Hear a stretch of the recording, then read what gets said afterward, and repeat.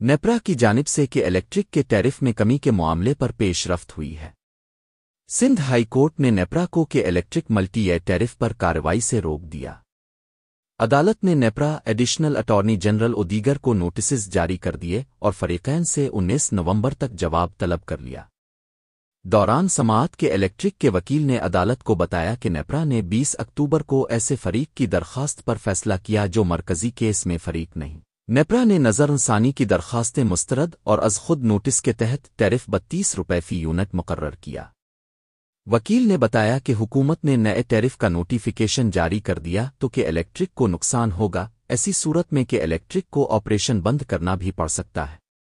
کہ الیکٹرک کے وکیل نے کہا کہ نیپرا نے نظر ثانی کے دوران درخواست گزار کو نوٹس تک جاری نہیں کیا کہ الیکٹرک نے نیپرا ٹریبونل میں اپیل بھی دائر کی ہے۔ مزید خبروں اور اپ ڈیٹس کے لیے newsbreaktv.com کی ویب سائٹ وزٹ کریں۔